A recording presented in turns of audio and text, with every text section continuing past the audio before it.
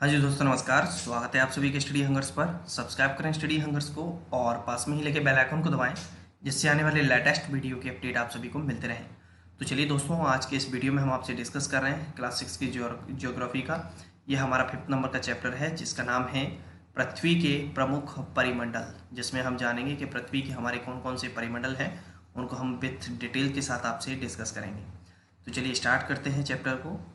देखिए, यहाँ पर बात हो रही है, पृथ्वी एकमात्र ऐसा ग्रह है जहाँ जीवन है।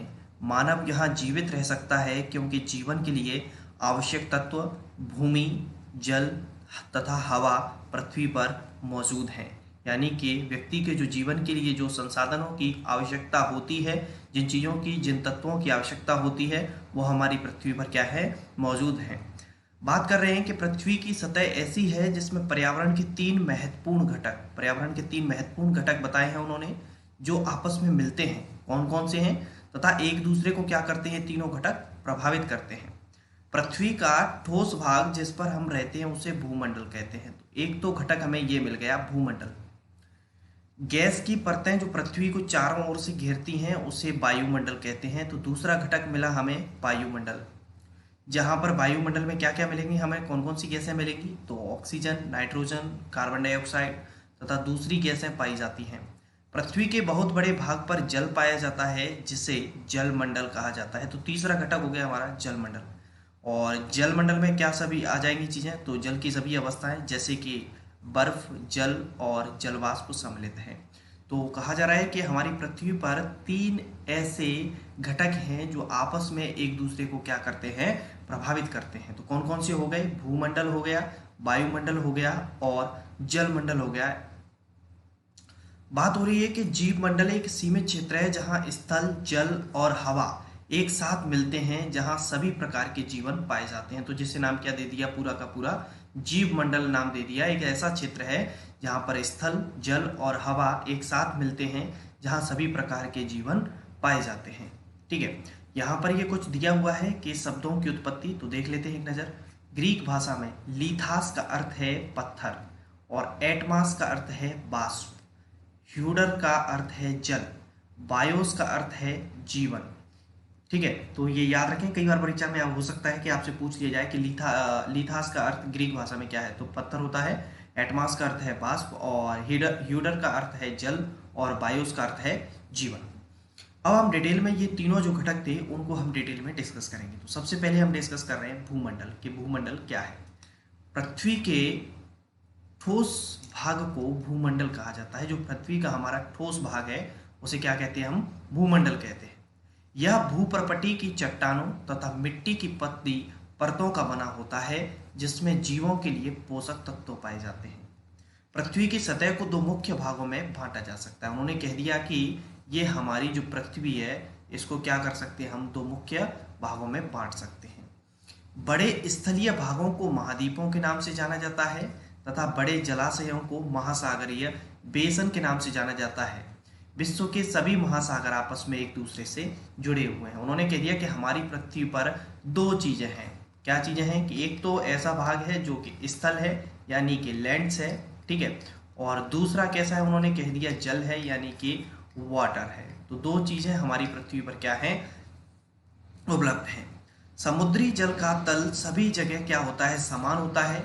स्थल की ऊंचाई को समुद्र तल से मापा जाता है, जिसे शून्य माना जाता है। तो याद रखें, समुद्री जो जल होता है उसका तल क्या होता है, सभी जगह समान होता है, और स्थल की जो ऊंचाई होती है उसे समुद्र जल से तल से मापा जाता है। देखिए, यहाँ पर ये वर्ल्ड का मैप दिया है। वैसे तो मैं ऑलरेडी वर्ल्ड के ऊपर वर्ल्ड ज्योग्राफी विथ मैप के साथ एक सीरीज ऑलरेडी बना चुके हैं हम, तो आप उसे जाकर डिटेल में देख सकते हैं। यहाँ पर हम केवल और केवल एनसीईआरटी डिस्कस कर रहे हैं। ठीक है, तो ये जो वर्ल्ड का मैप दिया है, इस मैप को क्या है कि मैं थोड़ा सा आपको यहाँ पर बना के बताऊँगा। ठीक है, देखिए यहाँ पर अगर हम बात करें, ये हमारी टोटल ये क्या है कि हमारी पृथ्वी है 360 डिग्री पर। ठीक है, और हमारी पृथ्वी में हम क्या करें, कितने महाद्वीप हैं, हमने आपको उस सीरीज में बताया भी था कि हमारी पृथ्वी पर है टोटल महाद्वीप 7 हैं, और महासागर कितने हैं, ओशियंस कितने हैं, तो 5 हैं। अब देखिए यहाँ पर आप स्थिति इसकी देख पा रहे होंगे। तो ये इसमें क्या है, बुक में इस तरीके से दिया हुआ है। तो ये जो है यहाँ पर, ये है एशिया। कौन सा है, एशिया। उसके बाद ये नीचे वाला हिस्सा अफ्रीका और ये यूरोप। तीन जुड़े हुए हैं। कौन कौन से? एशिया, अफ्रीका और यूरोप, ये तीनों आपस में एक दूसरे से कनेक्टेड हैं। उसके बाद है फोर्थ नंबर पे और नॉर्थ अमेरिका, उसके बाद है साउथ अमेरिका, ये नीचे है अंटार्कटिका। कौन सा है नीचे? अंटार्कटिका। और एक इधर ये दिया हुआ है ऑस्ट्रेलिया। इस प्रकार कुल कितने महाद्वीप हो जाते हैं? 7 महाद्वीप हो जाते हैं। ठीक है। और यदि मैं महासागरों की बात करूं, ओशियंस की, तो देखिए यहाँ पर ये दिया हुआ है प्रशांत महासागर, दूसरा हिंद महासागर, ठीक है, ऊपर दिया हुआ है एक ये आर्कटिक महासागर, और उसके बाद है अटलांटिक महासागर, और एक ये है दक्षिणी महासागर। तो महासागरों की संख्या है कितनी? 5, और महाद्वीपों की संख्या है कितनी? 7। चलिए इनको पूरा का पूरा हम डिटेल में डिस्कस करेंगे आपसे। विश्व का सबसे ऊंचा शिखर माउंट एवरेस्ट समुद्र तल से करीबन 8,848 मीटर ऊंचा है।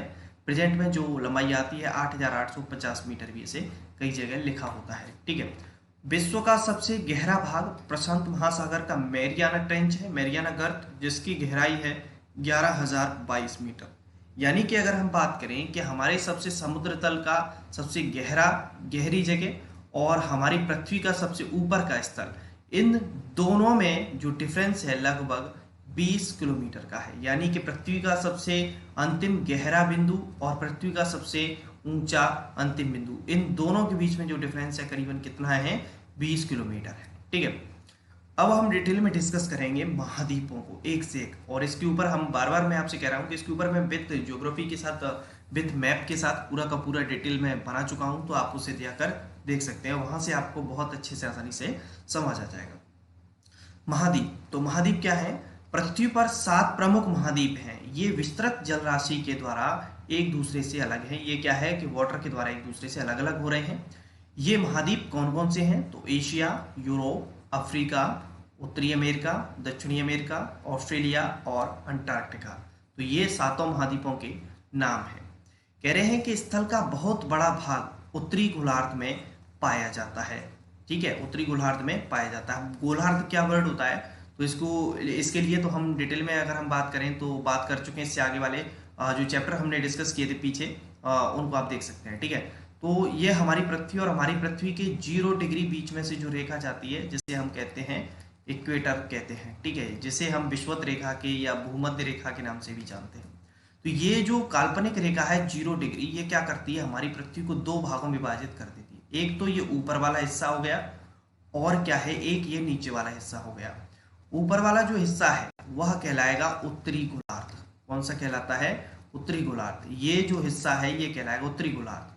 और अगर हम बात करें इस वाले हिस्से की, तो ये जो हिस्सा है ये कहलाता है दक्षिणी गोलार्ध, यानी कि साउथर्न हेमिस्फीयर। ठीक है, तो ये होता है गोलार्ध। तो लैंड्स जो ज्यादा है, जमीन जो ज्यादा है, वो कौन से एरिया में है? तो वह है उत्तरी गोलार्ध। ठीक है। अब डिस्कस करते हैं एशिया महाद्वीप को। तो एशिया महाद्वीप से रिलेटेड क्या क्या क्वेश्चन बनते हैं, इनको हम पूरा डिटेल में देख लेते हैं। यह विश्व का सबसे बड़ा महाद्वीप है। याद रखें, विश्व का सबसे बड़ा महाद्वीप कौन सा है? एशिया महाद्वीप है। और यह पृथ्वी के कुल क्षेत्रफल के 1/3 भाग में फैला है। जो हमारी पृथ्वी का जो टोटल एरिया है उसके 1/3 में करीबन ये फैला हुआ है। यह महाद्वीप पूर्वी गोलार्ध में स्थित है। यानी कि देखिए, ये तो हमने उत्तरी और दक्षिणी हो गए। अब इसी को क्या कर दो आप, जैसे कि ये हमारी पृथ्वी है। ठीक है, ये हमारी पृथ्वी है, और इसी पृथ्वी को क्या कर दिया? ये 0 डिग्री है। ठीक है, इसने नॉर्थ और साउथ में बांट दिया। अगर मैं यहां से बीच में से एक जैसे ऐसी ये रेखा मैंने खींच दी, तो इधर वाला जो हो जाएगा, ये वाला, ये कौन सा हो जाएगा ऐसे? तो ये हो जाएगा पूर्वी गोलार्ध, यानी कि ईस्टर्न हेमिस्फीयर कह सकते हैं।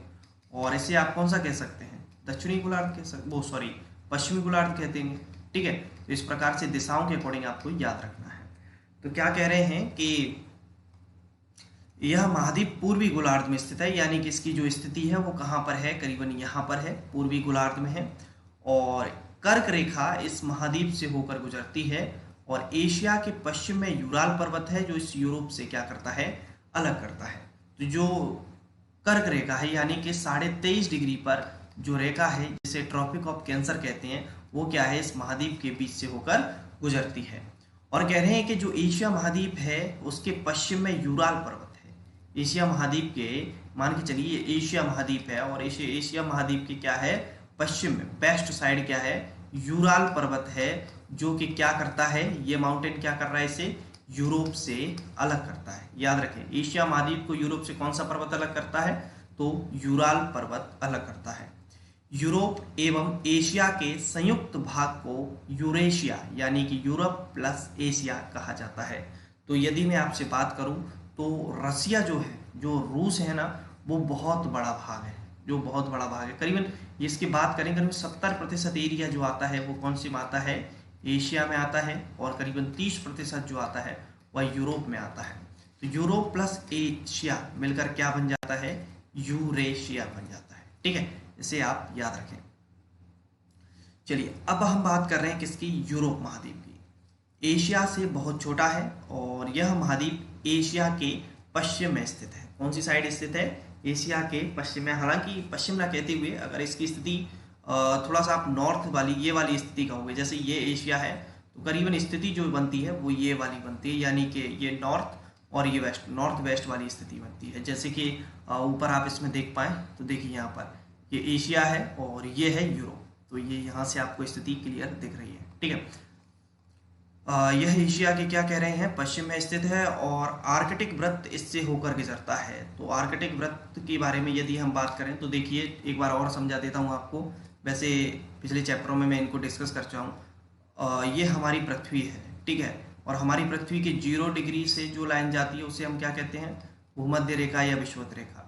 उसके बाद हमने कहा था नॉर्थ हेमीस्फीयर में, उत्तरी गोलार्ध में 23.5 डिग्री पर एक रेखा जाती है जिसे कहते हैं कर्क रेखा। दक्षिणी गोलार्ध में 23.5 पर एक रेखा जाती है जिसे कहते हैं मकर रेखा। ऊपर यहाँ पर नॉर्थ हेमीस्फीयर में 66.5 पर रेखा जाती है, उसे कहते हैं आर्कटिक वृत्त। और नीचे दक्षिणी गोलार्ध में 66.5 पर जो रेखा जाती है उसे कहते हैं अंटार्कटिक वृत्त। इनके नाम आर्कटिक और अंटार्कटिक क्यों पड़े हैं? तो दक्षिणी गोलार्ध में यहाँ पर है अंटार्कटिका महाद्वीप। कौन सा है यहाँ पर? अंटार्कटिका महाद्वीप। इस वजह से 66.5 डिग्री को क्या कह दिया? आर्कटिक सर्कल कह दिया, आर्कटिक वृत्त कह दिया। और यहाँ पर ऊपर है आर्कटिक महासागर नॉर्थ में, इस वजह से इसका नाम क्या पड़ गया? आर्कटिक वृत्त पड़ गया। ठीक है, तो ये इस वजह से इनके नाम पड़े हुए हैं। तो क्या कह रहे हैं कि यह 3 तरफ से जल से घिरा हुआ है जो यूरोप महाद्वीप है, और विश्व के मानचित्र को देखिए एवं इसकी स्थिति का पता लगाइए। तो वर्ल्ड का जो मैप है उसमें जब आप इसे देखेंगे तो इसकी लोकेशन आपको पता चल जाएगी। अब हम बात कर रहे हैं अफ्रीका महाद्वीप। एशिया के बाद विश्व का दूसरा सबसे बड़ा महाद्वीप है अफ्रीका महाद्वीप, और जो 0 डिग्री अक्षांश है इस महाद्वीप के लगभग मध्य भाग से होकर क्या हो जाती है? गुजरती है। अफ्रीका का बहुत बड़ा भाग उत्तरी गोलार्ध में स्थित है। आप पाएंगे कि यह एक ऐसा महाद्वीप है जिससे होकर कर्क, विषुवत और मकर तीनों रेखाएं गुजरती हैं, यानी कि इक्वेटर, ट्रॉपिक ऑफ कैंसर और ट्रॉपिक ऑफ कैप्रिकॉर्न। ये एक ऐसा महाद्वीप है, ये अगर हम बात करें, जैसे कि हमने कहा कि ये कौन सा है? अफ्रीका महाद्वीप है। तो अफ्रीका महाद्वीप से होकर क्या है? तीनों रेखाएं गुजरती हैं। 0 डिग्री भी गुजर रही है, और इधर ये 23.5 डिग्री पर ट्रॉपिक ऑफ कैंसर, और यहाँ पर 23 यहाँ पर ये ट्रॉपिक ऑफ कैप्रिकॉर्न, यानी कि तीनों रेखाएं इस महाद्वीप से होकर क्या होती हैं? गुजरती हैं। जैसे कि इस वर्ल्ड वाले मैप में आप यहाँ पर देख पाए तो देखिए, यहाँ पर 0 डिग्री पर अगर हम बात करें तो ये लाइन है, और करीबन यहाँ से ये 23.5 डिग्री जो लाइन है, और ये जो लाइन है 23.5 डिग्री। ठीक है, ये तीनों लाइन आप देख पा रहे हैं। यहाँ पर है ये अफ्रीका, बीच में से तो निकल गई ये विषुवत रेखा, और ऊपर है ये कर्क रेखा, और ये नीचे है मकर रेखा। ये तीनों लाइन अफ्रीका महाद्वीप एक विश्व का अकेला ऐसा महाद्वीप है जिससे होकर गुजरती है। ठीक है, सहारा का रेगिस्तान विश्व का सबसे बड़ा गर्म रेगिस्तान है, और यह विश्व का सबसे बड़ा रेगिस्तान भी है जो कि अफ्रीका में स्थित है। यह महाद्वीप चारों तरफ से समुद्रों एवं महासागरों से घिरा है, और विश्व की सबसे लंबी नदी नील नदी अफ्रीका से होकर गुजरती है। तो याद रखें, विश्व की सबसे लंबी नदी किससे होकर गुजरती है? तो अफ्रीका से होकर गुजरती है। अब बात आती है उत्तर अमेरिका की, यानी कि नॉर्थ अमेरिका। और नॉर्थ अमेरिका की स्थिति मैं मैप में दिखाऊंगा आपको। तो देखिए यहाँ पर है नॉर्थ अमेरिका, ये जो रेड कलर का ये जो दिख रहा है आपको, ये है नॉर्थ अमेरिका, यानी कि कौन से हेमीस्फीयर में हो गया है? नॉर्थ हेमीस्फीयर में, क्योंकि ऊपर वाले हिस्से में है। ठीक है, तो उत्तरी अमेरिका क्या कह रहा है कि विश्व का तीसरा सबसे बड़ा महाद्वीप है, और यह दक्षिण अमेरिका में अमेरिका से एक सक्रिय स्थल से जुड़ा है जिसे पनामा स्थल संधि कहते हैं। ठीक है, तो ये क्या है कि ये कनेक्टेड है। उत्तरी अमेरिका जो है, देखिए इस मैप में बताया है कि ये उत्तरी अमेरिका है और ये दक्षिणी अमेरिका है, साउथ अमेरिका। ये दोनों क्या है कि कनेक्टेड हैं, किसके द्वारा? एक पनामा स्थल संधि है। कौन सी है? पनामा स्थल संधि। अब स्थल संधि क्या होती है तो इसके बारे में हम बात कर लेते हैं कि स्थल का एक सकरा भाग होता है जो दो बड़े स्थलीय भागों को एक दूसरे से क्या करता है? जोड़ता है। याद रखें, स्थल संधि क्या होती है कि स्थल का एक सकरा भाग होता है जो दो बड़े स्थलीय भागों को क्या कर रहे हैं? आपस में एक दूसरे से कनेक्ट कर रहा है, जोड़ रहा है। अब यहाँ पर ये नीचे इंडिया के इसमें बताया जल संधि। तो जल संधि क्या करती है? दो पार्ट्स को क्या करती है? अलग करती है। तो जमीन के भाग क्या हो रहे होंगे? लैंड्स के जो पार्ट हैं वो अलग होते हैं और दो जगह का वाटर क्या होता है? मिक्स होता है। और जो भारत और श्रीलंका के बीच जो जल संधि है वह है पाक जल संधि। कौन सी है? पाक जल संधि। तो इसमें लिखा है भारत श्रीलंका के बीच स्थित जल संधि का नाम, तो हमने बता दिया पाक जल संधि। ठीक है, याद रखें आप इसे। तो कह रहे हैं कि विश्व का तीसरा सबसे बड़ा महाद्वीप है उत्तरी अमेरिका और यह दक्षिणी अमेरिका से एक सक्रिय स्थल से जुड़ा है जिसे पनामा स्थल संधि भी कहा जाता है। यह महाद्वीप पूरी तरह से उत्तरी और पश्चिमी गोलार्ध में स्थित है, बिल्कुल हमने देखा था। और यह महाद्वीप 3 महासागरों से घिरा है। कौन से महासागरों से घिरा है? 3 महासागरों से घिरा है। आप यहाँ पर स्थिति इसकी देख पाए तो देखिए, यहाँ पर मैं बता देता हूँ। देखिए यहाँ पर तो हो गया ये अटलांटिक एक, और इधर से ये कवर करता है इसके एरिया को प्रशांत, और ऊपर से यहाँ पर हल्का सा वाटर इसको टच करता है आर्कटिक का। ठीक है, चलिए वापस आते हैं नीचे और डिस्कस करते हैं दक्षिण अमेरिका को, यानी कि साउथ अमेरिका महाद्वीप। कौन सा है? दक्षिण अमेरिका। यह कौन से गोलार्ध में हो गया? दक्षिणी गोलार्ध में, यानी कि ये टोटल जो स्थित है वो साउथ हेमीस्फीयर में स्थित है। ठीक है, विश्व की सबसे लंबी पर्वत श्रृंखला यानी कि वर्ल्ड की सबसे लंबी जो लॉन्गेस्ट माउंटेन रेंज है वो है एंडीज पर्वतमाला। इसके उत्तर से दक्षिण की ओर फैली हुई है। कैसे फैली हुई है? नॉर्थ टू साउथ ये एंडीज पर्वतमाला है जो फैली हुई है। दक्षिण अमेरिका में विश्व की सबसे बड़ी नदी अमेजन बहती है, जिसका सबसे चौड़ा मुहाना है वह नदी अमेजन नदी दक्षिण अमेरिका में क्या होती है? बहती है, फ्लो करती है। अब बात आ रही है ऑस्ट्रेलिया महाद्वीप। तो ऑस्ट्रेलिया महाद्वीप विश्व का सबसे छोटा महाद्वीप है जो कि पूरी तरह से दक्षिणी गोलार्ध में स्थित है और यह चारों तरफ से महासागरों तथा समुद्र से घिरा है। इसे द्वीपीय महाद्वीप भी कहा जाता है। तो ऑस्ट्रेलिया महाद्वीप का एक और नाम मिल गया आपको, क्या नाम है इसका? द्वीपीय महाद्वीप।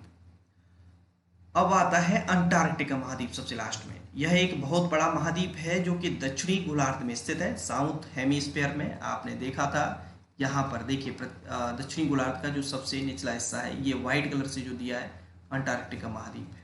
ठीक है, चलिए तो यहाँ से आप देख पाए इसे।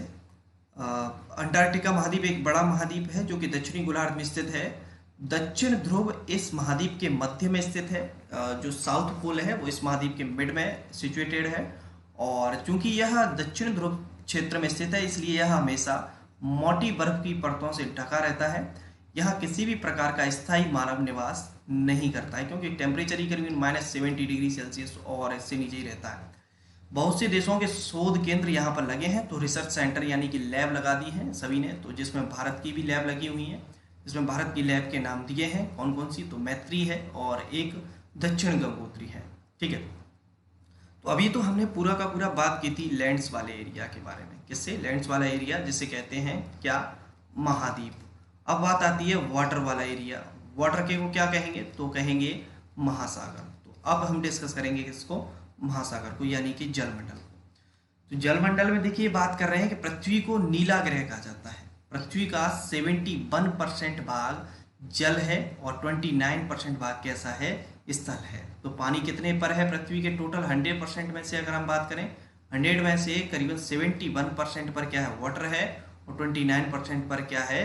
स्थल है, यानी कि लैंड्स है। ठीक है, जलमंडल में जल के सभी रूप, जलमंडल में हम बात करें तो टोटल सभी चीजें आ जाएंगी, जैसे कि महासागर, नदियां, झीलें, हिम नदियां, भूमिगत जल और वायुमंडल की जल वाष्प सभी शामिल होते हैं। एक अच्छा पॉइंट यहाँ पर दिया है, स्टार बना के जैसे देखते हैं। पृथ्वी पर पाए जाने वाले जल का 97% से अधिक भाग महासागरों में पाया जाता है, जो कि इतना खारा है कि उसे किसी भी उपयोग में हम नहीं ले सकते, यानी कि मनुष्य के उपयोग में नहीं आ सकता। केवल हमारी पृथ्वी का 2.5% जल ऐसा है जो कि हमारे लिए यूजफुल है, उपयोगी है। इसी वजह से जो हमारी पृथ्वी है उसे नीला ग्रह भले ही कहा जाता है, लेकिन हम इस ग्रह पर क्या है? पानी की कमी महसूस करते हैं। ठीक है, बात आती है महासागर, तो महासागर देखते हैं। महासागर जलमंडल के मुख्य भाग हैं और ये आपस में एक दूसरे से जुड़े हुए हैं। महासागर जल हमेशा कैसा होता है, गतिशील होता है। और हमारे जो महासागर हैं वो हैं 5: प्रशांत महासागर, अटलांटिक महासागर, हिंद महासागर, दक्षिणी महासागर तथा आर्कटिक महासागर। देखिए अब हम इनको डिटेल में चर्चा करते हैं। तो सबसे पहले डिस्कस कर रहे हैं प्रशांत महासागर। प्रशांत महासागर सबसे बड़ा महासागर है। यह पृथ्वी के 1/3 भाग पर फैला हुआ है और पृथ्वी का सबसे गहरा भाग जो कि मैरियाना गर्त हमने देखा था, जिसकी गहराई हमने देखी थी 11,022 मीटर जो थी, प्रशांत महासागर में ही स्थित है। कई बार पूछा जाता है कि मैरियाना गर्त किस महासागर में स्थित है, तो बता देना आप प्रशांत महासागर में।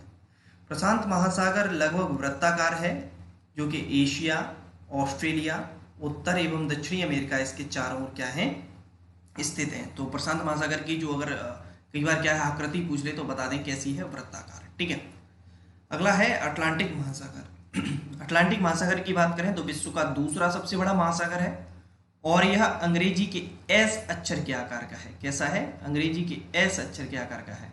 याद रखें से। कई बार देखिए ये छोटी छोटी चीजें हैं, परीक्षाओं में पूछ ली जाती हैं और हम सोचते हैं कि आउट ऑफ सिलेबस आया है, तो भाई आउट ऑफ सिलेबस नहीं आया है। जितनी भी सभी एग्जाम्स में है एनसीईआरटी की बहुत ज़्यादा वैल्यू होती है। ठीक है, इससे क्या होता है कि हमारी जो छोटी छोटी चीज़ें हैं ना, जो लाइफ में हमने कभी नहीं पढ़ी होती हैं, स्किप हो जाती है माइंड से इधर उधर, वो चीज़ें यहाँ पर कवर हो जाती हैं। हर परीक्षा में पूछ लेगा अटलांटिक महासागर का कैसा आकार है, तो एस अक्षर जैसा है। इसके पश्चिमी किनारे पर उत्तर एवं दक्षिण अमेरिका है तथा पूर्वी किनारे पर यूरोप और अफ्रीका है।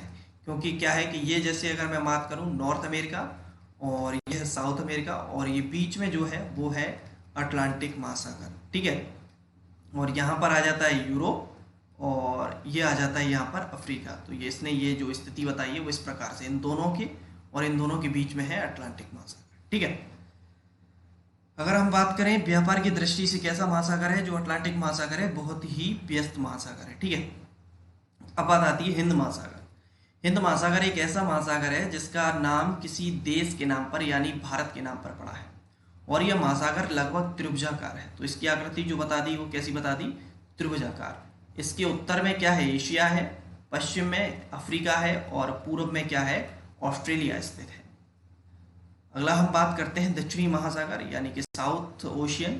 तो दक्षिणी महासागर अंटार्कटिका महाद्वीप को चारों ओर से घेरता है और यह अंटार्कटिका महाद्वीप से उत्तर की ओर 60 डिग्री दक्षिणी अक्षांश तक क्या है, फैला हुआ है।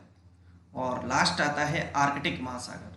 यह उत्तर ध्रुव में स्थित है यानी कि नॉर्थ पोल पर ऊपर स्थित है तथा यह उत्तरी ध्रुव के चारों ओर फैला हुआ है और यह प्रशांत महासागर से छिछले जल वाले एक सक्रिय भाग से जुड़ा है। यानी कि ये क्या है, जो आर्कटिक महासागर है, ये आर्कटिक जो महासागर है वो क्या है, प्रशांत महासागर से कनेक्टेड है इस वाले एरिया से, यहाँ से। ठीक है, और जिसे जल संधि कहते हैं, बेरिंग जल संधि। इस जगह पर जो जल संधि है वो कौन सी जल संधि है, बेरिंग जल संधि है। ठीक है, याद रखें। जैसे जल संधि को कई बार जल डमरू मध्य भी कह देते हैं। इंग्लिश में यदि हम बात करूं जल संधि को जो कहते हैं वो कहते हैं स्ट्रेट्स। ठीक है, और यह उत्तरी अमेरिका के उत्तरी तटों तथा यूरेशिया से क्या है, घिरा हुआ है, यानी कि ये नॉर्थ पोल साइड है। अब बात आती है वायुमंडल की। क्या आती है, वायुमंडल। और वायुमंडल में क्या होती है, गैसें होती है। वायुमंडल का यह पूरा का पूरा चित्र बताया गया है किस प्रकार से परतें हैं। तो सबसे नीचे की जो परत होती है वायुमंडल की वो होती है क्षोभ मंडल, उसके बाद समताप मंडल, फिर होती है मध्य मंडल और इसके बाद आती है आयन मंडल और सबसे अंत में आती है बहिर्मंडल। तो ये जो है वो क्रम है नीचे से पृथ्वी की परत से। ठीक है, पृथ्वी की जो सतह है उससे ऊपर की ओर क्या है, ये क्रम है। तो सबसे पहले क्षोभ मंडल, समताप मंडल, मध्य मंडल, आयन मंडल और बहिर्मंडल, ये जो है हमारे वायुमंडल की क्या है, परतें हैं। तो जान लेते हैं, हमारी पृथ्वी चारों ओर से गैस की एक परत से घिरी हुई है जिसे वायुमंडल कहा जाता है। और वायु की यह पतली परत इस ग्रह का क्या है, महत्वपूर्ण और अटूट भाग है, जो कि हमें सूर्य से आने वाली क्या है, किरणों से बचाती भी है। वायुमंडल जो है करीबन 1600 किलोमीटर की ऊंचाई तक फैला है और वायुमंडल को उसके घटकों जैसे कि तापमान और अन्य के आधार पर 5 परतों में बांटा गया है। और ये जो 5 परत हैं पृथ्वी की सतह से शुरू होती हैं, जिनके नाम है क्षोभ मंडल, समताप मंडल, मध्य मंडल, आयन मंडल और बहिर्मंडल। ये पांचों परतों के क्या है, यहाँ पर नाम बताए गए हैं। बात कही गई है कि जो वायुमंडल है, वायुमंडल में हमारी ऑक्सीजन और नाइट्रोजन क्या है, बहुत ज़्यादा पाई जाती है। करीबन इन दोनों का जो टोटल किया जाए तो करीबन 99% के समथिंग है दोनों गैसें। और अगर यदि वॉल्यूम के बेस पर, अगर आयतन के आधार पर अगर हम बात करें तो नाइट्रोजन जो है हमारे वायुमंडल में 78% है, ऑक्सीजन जो है वो 21% है, और अदर जो गैसें हैं जैसे कि CO2, ऑर्गन्स, इनकी जो मात्रा है करीबन 1% के समथिंग है। ऑक्सीजन जो है वो सांस लेने में हेल्पफुल है, जो सांस लेने में सहायता करती है। नाइट्रोजन जो है प्राणियों की वृद्धि के लिए आवश्यक है, और कार्बन डाइऑक्साइड जो है यह बहुत कम मात्रा में है, लेकिन यह पृथ्वी के द्वारा जो छोड़ी गई ऊष्मा होती है उसको क्या करती है, अवशोषित करती है, जिससे पृथ्वी क्या रहती है, गर्म रहती है। और यह पौधों की वृद्धि के लिए क्या है, आवश्यक है। आपको पता होगा ग्रीन हाउस इफेक्ट यानी कि प्रकाश संश्लेषण की क्रिया जो है वो कार्बन डाइऑक्साइड की उसमें आवश्यकता पड़ती है। कह रहे हैं कि ऊंचाई के साथ वायुमंडल के घनत्व में भी भिन्नता आती जाती है। यह घनत्व जो डेंसिटी है, घनत्व है, समुद्र तल पर सबसे अधिक होता है, तथा जैसे जैसे हम ऊपर की ओर जाते हैं यह तेजी के साथ क्या होता जाता है, घनत्व जो है वह घटता हुआ चला जाता है। आप जानते हैं कि पहाड़ों पर पर्वतारोही जो हैं वो हवा के घनत्व में कमी होने के कारण सांस लेने में कठिनाई होती है। ऊंचाई पर सांस लेने के लिए हमें अपने साथ ऑक्सीजन सिलेंडर लेकर जाना पड़ता है। तो जो माउंट एवरेस्ट या जितनी भी जो ऊंची ऊंची जो पर्वत हैं उनकी जो चढ़ाई करते हैं पर्वतारोही, तो जैसे जैसे ऊंचाई बढ़ती है वैसे वैसे क्या होता जाता है, जो हवा है जो उसमें क्या हो जाता है, उसका घनत्व जो है घटता जाता है, और उसकी कमी के कारण ही क्या होती है, उन्हें सांस लेने में प्रॉब्लम होती है, जिसकी वजह से यह ऑक्सीजन के क्या लेके जाते हैं, सिलेंडर्स लेकर जाते हैं अपने साथ में। ठीक है। वायुमंडल पृथ्वी पर दबाव डालता है, और यह एक स्थान से दूसरे स्थान पर अलग अलग होता है। कुछ क्षेत्रों में हमें अधिक दाब महसूस करते हैं, जबकि कुछ क्षेत्रों में कम। वायु उच्च दाब से निम्न दाब की ओर बहती है। तो वायु हमेशा याद रखें कैसे कैसे बहेगी, उच्च से किधर की ओर बहेगी, निम्न वायु दाब की ओर। ठीक है।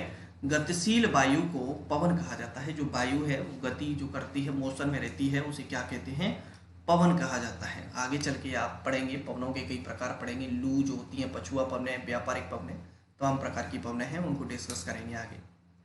जीव मंडल, तो जीव मंडल में बात कही गई है कि टोटल जीव मंडल में स्थल, जल और हवा के बीच का एक सीमित भाग है, जिसमें सभी चीजें एक दूसरे से क्या है, परस्पर कनेक्टेड हैं।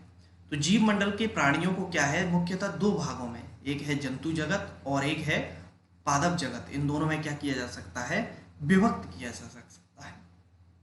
परिमंडल में जो आपस में पारस्परिक क्रिया करते हैं, ये तीनों जो परिमंडल हैं आपस में क्या है, पारस्परिक क्रिया करते हैं और एक दूसरे को किसी न किसी रूप से जैसे प्रभावित करते हैं। जैसे कि अगर हम लकड़ी काटते हैं जिससे खेती के लिए वनों को काटा जाए, तो इससे ढलुआ भाग पर जो मिट्टी का कटाव है वो तेजी से होने लगता है। इसी प्रकार प्राकृतिक जो आपदाएं हैं वो भी भूकंप से पृथ्वी की सतह में परिवर्तन हो जाता है। हाल ही में जैसे कि बता रहे हैं, सुनामी के कारण अंडमान और निकोबार द्वीप समूहों का कुछ भाग पानी में डूब गया था आरिवा समय। तो ये कह रहे हैं कि जितने भी हमारे जैव मंडल के जो तीनों चीजें हैं, तीनों परिमंडल है जैव मंडल के, चाहे वो जलमंडल हो, चाहे वो वायुमंडल हो और स्थल मंडल हो, अगर इन तीनों का कॉम्बिनेशन अगर आपस में सही नहीं होगा तो ये हमारी पृथ्वी के लिए क्या है, हानिकारक है। ठीक है। जैसे कि उन्होंने कहा कि जो हमारे उद्योग हैं, तापीय विद्युत संयंत्र हैं, उनसे क्या है कि बहुत ज़्यादा मात्रा में प्रदूषण होता है और इनसे कार्बन डाइऑक्साइड निकलती है।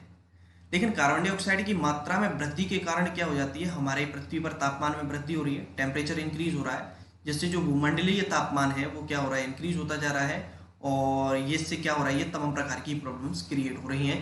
जितने बड़े बड़े जो ग्लेशियर्स थे वो क्या होते जा रहे हैं, पिघलते जा रहे हैं। ठीक है। तो ये हमारी पृथ्वी के विनाश का ही एक तरीके से देखा जाए तो कारण है। कई प्रकार की आपदाएं जो आती रहती हैं। अब बात आती है इसकी क्वेश्चन आंसर डिस्कशन की, तो चलिए डिस्कस करते हैं। क्वेश्चन बहुत ये चैप्टर बड़ा था तो समय तो लगेगा भाई। ठीक है। पृथ्वी के 4 प्रमुख परिमंडल कौन कौन से हैं तो देख लेते हैं। भूमंडल, जलमंडल, वायुमंडल और जीव मंडल। पृथ्वी के 4 प्रमुख परिमंडल याद रखें, भूमंडल, जलमंडल, वायुमंडल और जीव मंडल। 7 महाद्वीपों के नाम पूछ रहा है पृथ्वी के महाद्वीप, तो बता देते हैं, एशिया, यूरोप, अफ्रीका, उत्तरी अमेरिका, दक्षिणी अमेरिका, ऑस्ट्रेलिया और अंटार्कटिका, ये प्रमुख 7 महाद्वीप हैं। 2 महाद्वीपों के नाम बताओ जो पूर्ण रूप से क्या है, साउथ हेमिस्फीयर में। तो साउथ हेमिस्फीयर में बता दो इन्हें, एक तो क्या हो जाएगा, ऑस्ट्रेलिया हो जाएगा, और एक जो है अंटार्कटिका, तो अंटार्कटिका महाद्वीप हो जाएगा। ठीक है, तो ऑस्ट्रेलिया और अंटार्कटिका ये दो ऐसे महाद्वीप हैं जो पूर्णतः साउथ हेमीस्फीयर में स्थित हैं। ठीक है, पृथ्वी की 5 परतें, तो 5 परतें हैं, क्षोभ मंडल, समताप मंडल, मध्य मंडल, आयन मंडल और बहिर्मंडल। पृथ्वी को नीला ग्रह क्यों कहा जाता है? पृथ्वी को नीला ग्रह इसलिए कहते हैं क्योंकि पृथ्वी का 71% भाग जो है जल से घिरा है और अंतरिक्ष से देखने पर यह कैसी दिखाई देती है? नीली दिखाई देती है। उत्तरी गोलार्ध को स्थलीय गोलार्ध क्यों कहा जाता है? क्यों? क्योंकि स्थल का बहुत बड़ा भाग यानी कि ज़्यादा जो लैंड्स है वो कौन से एरिया में है? यानी कि नॉर्थ हेमिस्फीयर में। इस वजह से इसको क्या कहते हैं? उत्तरी गोलार्ध को स्थलीय गोलार्ध कहा जाता है। जीवित प्राणियों के लिए जीवमंडल क्यों आवश्यक है? क्योंकि जीवित प्राणियों के लिए अगर हम बात करें तो स्थल, जल और हवा के बीच एक सीमित भाग है, वह भाग जहां जीवन मौजूद है, यहाँ जीवों की बहुत सी प्रजातियां पाई जाती हैं। मनुष्य सहित सभी प्राणी जीवित रहने के लिए एक दूसरे से जीवमंडल से जुड़े हुए हैं, इसलिए जीवित प्राणियों के लिए क्या है? जीवमंडल महत्वपूर्ण है। जितने भी ये क्रिएचर्स हैं वो एक दूसरे से परस्पर क्या है? कनेक्टेड हैं। वह कौन सी पर्वत श्रृंखला है जो एशिया और यूरोप को अलग करती है? तो इसके बारे में हमने बात किया था। एशिया और यूरोप को जो अलग करती है यूराल पर्वत श्रेणी है। उत्तरी अमेरिका और दक्षिणी अमेरिका से कैसे जुड़ा है? तो स्थल संधि पनामा के बारे में हमने जो बात की थी आपसे। वायुमंडल में किस गैस का परसेंटेज सबसे ज़्यादा है? तो नाइट्रोजन, बात की थी अभी, 71% के समथिंग है। ठीक है, अगला है आपका पृथ्वी का कौन सा भाग ठोस चट्टानों का बना हुआ है? वायुमंडल, जलमंडल, थलमंडल। तो थलमंडल जो है वह ठोस चट्टानों का बना हुआ है। और सबसे बड़ा महाद्वीप, तो सबसे बड़ा महाद्वीप है एशिया महाद्वीप। ठीक है, ये क्वेश्चंस हैं जिनको हमने डिस्कस किया। अब बात आती है खालिस्तान, तो खालिस्तान देख लेते हैं। पृथ्वी का सबसे गहरा भाग तो मैरियाना गर्त जो कि प्रशांत महासागर में है। महासागर का नाम एक देश के नाम पर पड़ा तो हिंद महासागर। भारत के नाम पर अगर हम बात करें हिंद। स्थल, जल और हवा का एक सीमित भाग जो जीवन के लिए आवश्यक है उसे क्या कहते हैं? तो जीवमंडल कहते हैं। यूरोप एवं एशिया महाद्वीप को एक साथ जो कहा जाता है उसे कहते हैं यूरेशिया। और पृथ्वी पर सबसे ऊंचा पर्वत शिखर है माउंट एवरेस्ट। तो ये था हमारा पूरा चैप्टर जिसको हमने अच्छे से डिस्कस किया। आई होप आपको पसंद आया होगा। पसंद आया हो तो भाई वीडियो को लाइक करें, दोस्तों के साथ शेयर करें। चलिए, जय हिंद, जय भारत।